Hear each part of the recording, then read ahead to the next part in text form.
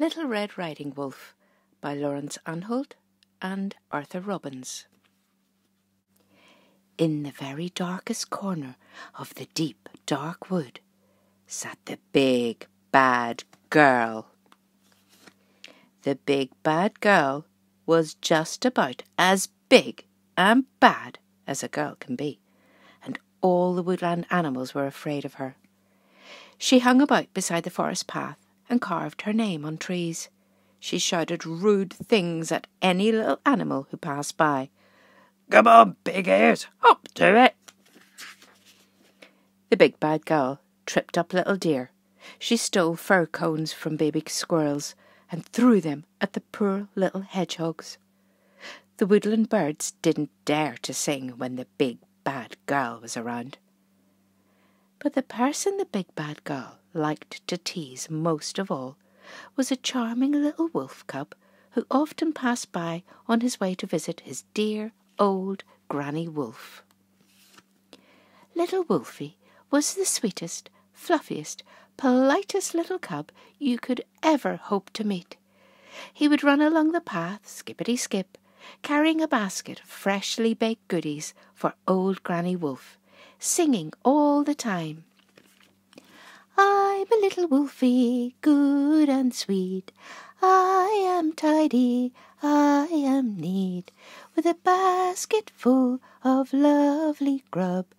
I am Granny's favourite cub. "What's in your basket today, little Woody Wolfie Wimp?"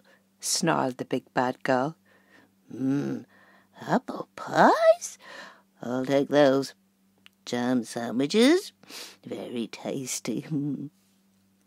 Oh dear, oh dear, now there will be nothing for dear old Granny Wolf, wailed little Wolfie, and his little wolfy tears rolled into the basket.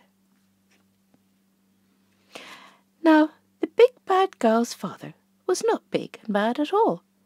He was a kind old hat maker who loved hats in every shape and size, and thought everyone should wear one night and day. But the sad truth was, his hats were so awful that nobody would buy them. He had only sold one nightcap in his entire life, and the family was terribly poor. "I can't understand it," he sighed. "I make these marvellous hats from dawn till dusk until my fingers are worn to the bone, but even my own daughter will not wear them.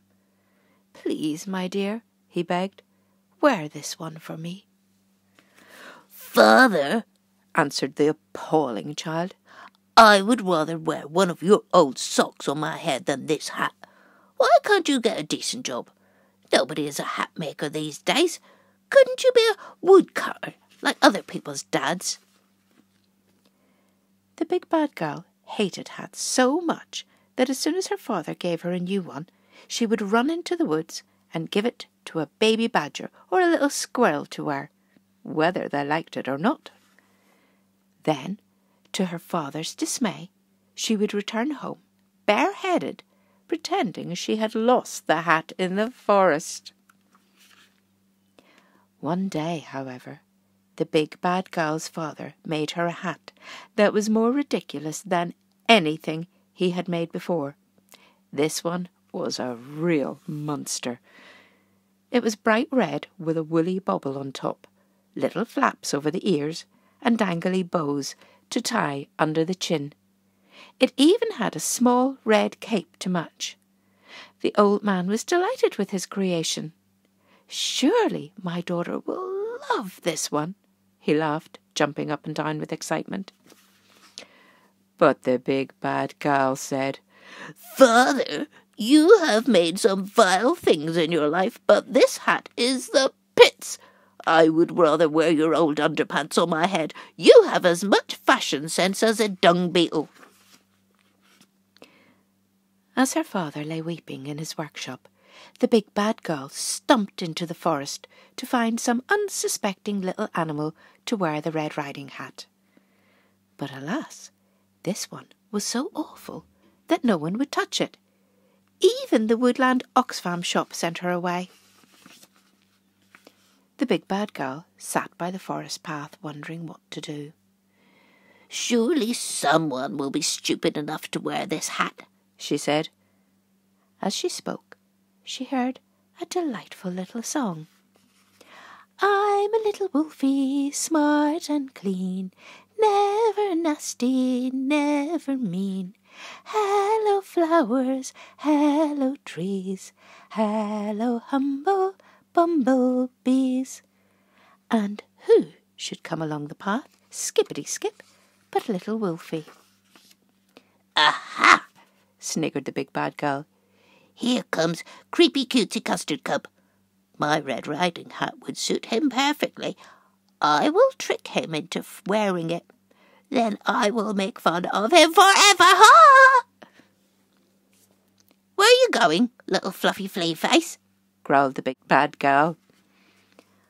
"I am off to visit my darling old Granny Wolf," replied little Wolfie politely. "Well, I have just seen your old Granny Wolf," lied the rotten girl. "You can't see her today because she is poorly and might give you her old Granny Wolf germs." Oh, poor old Granny Wolf, sighed little Wolfie sadly. "But," continued the wicked girl, "she has made you a lovely sort of hat thing. She told me to give it to you and tell you never to take it off night or day, even if people laugh at you." Little Wolfie was very pleased, until he saw the revolting Red Riding Hat. Then even he had doubts. But being a good little chap and wanting to please his granny, he tied it on his fluffy little head with the dangly ribbons. The big bad girl almost choked with laughter. "Holy sweaty snake socks," she thought. "This little wolf is unbelievably stupid." But little Red Riding Wolf said, "Thank you," politely, and set off home, skippity-skip, chattering away to himself. How pleased I am with my new riding hat that Granny has made me. From now on, I will call myself Little Red Riding Wolf. That will please her even more. The big bad girl rolled on the path and roared with laughter. "Holy Newt Snickers! Little Red Riding Wolf! What a name! A wolf should be called Hairy Howler or Bone Cruncher or Old Yellow Eyes. Little Red Riding Wolf is a terrible name." All that day, little Wolfie wore the Red Riding Hat and tried not to notice when people laughed at him. The next morning he said to himself, "Surely my dear old Granny Wolf will be better today. I will run along the path and show her how pleased I am with my lovely hat." And off he went, skippity-skip. I'm a little wolfie, so polite. I am brave, I am bright. I am happy, I am good in my new Red Riding Hood. But by the side of the path, in the middle of the deep, dark wood, blowing bubbles with her bubble gum, something really nasty was waiting for him. "Oi, Tomato Head!" "I am not Tomato Head," said Little Red Riding Wolf, fighting back the tears. "I am Little Red Riding Wolf." "Where you going, Ketchup Cap?" demanded the big bad girl, wiping her filthy nose on the back of her hand. "I am going to dear old Granny Wolf's house to see if she is better and to thank her for this lovely hat. Now, excuse me while I fill my basket with these pretty spring flowers for her kitchen table." While Little Red Riding Wolf picked his flowers, the big bad girl picked her nose thoughtfully. "That wriggly old Granny Wolf will spoil my fun," she said to herself. "I will take a shortcut to her house. If she gives me any trouble, I will lock her in the cupboard. Then I will pretend that I am old Granny Wolf. I bet she is even smaller and weedier than little Strawberry Top. So the big bad girl ran as quickly as she could to old Granny Wolf's house. It was a very big house for a little old Granny Wolf. But old Granny Wolf was out chopping wood in the forest. The big bad girl climbed in the back window and ran indoors, just as Little Red Riding Wolf tapped at the door. "Old Granny Wolf, old Granny Wolf, it is I, Little Red Riding Wolf, in my brand new hat." "Holy hopping hedgehog droppings, that was quick," said the big bad girl. She ran up the stairs and searched for somewhere to hide. She noticed a huge bed, but how could she make herself look like an old Granny Wolf? On a hook on the back of the door, the big bad girl found old Granny Wolf's pink lacy nightcap. Little Wolfie had bought it for old Granny Wolf's birthday, but she never really wore it. Of course, the big bad girl hated hats, and this one was even worse than the Red Riding hat. But the big bad girl had no choice. She pulled the ghastly nightcap right down to her eyes and climbed into the bed, just as Little Red Riding Wolf came running up the stairs, skippity-skip. "Old Granny Wolf, where are you?" he called. Over here, little woolly hood head," answered the big bad girl. "Oh, Granny Wolf, thank you for the beautiful hat you made me. Doesn't it look wonderful?" Yeah, little Bubble Bright, really wicked," replied the big bad girl. "But, Granny Wolf, what a tiny voice you have, and what small teeth you have too. Perhaps you are still poorly. You seem so pale and weedy today." "Listen, little jam man, you should learn not to make personal remarks," snapped the big bad girl. "But, Granny Wolf, what small ears you have. In fact, I don't think you are my old Granny Wolf at all. She is much bigger than you." At that precise moment, old Granny Wolf pushed open the door. Old Granny Wolf was enormous. She had huge yellow eyes, big sharp teeth, and a long dribbly tongue. She was carrying a great sharp axe. "Ah, little Wolfie," she said, "what a nice surprise. You are just in time for tea. But why are you wearing that ridiculous hat? And what is this thing in my bed? It looks like a big, bad girl.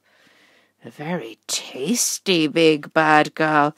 Just right for my big, bad tea." The big bad girl leapt out of bed, down the stairs, out of the door, into the forest, and along the path, as fast as her big bad legs would carry her. She hammered on her father's door. Father, yelled the big bad girl. Let me in, I will be good, I will do whatever you ask." Her father peeped out of the window. He couldn't believe what he was seeing.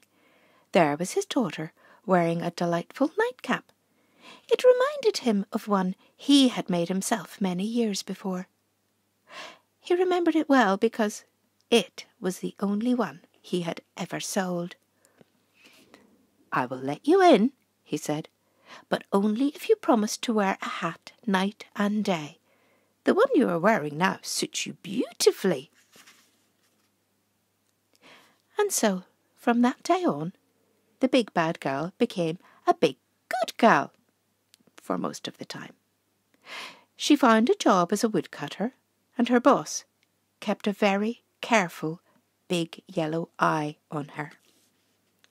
The big good girl kept her promise to wear a hat every day, although it was usually a chainsaw helmet. And the Red Riding Hat was useful when they had an especially heavy load.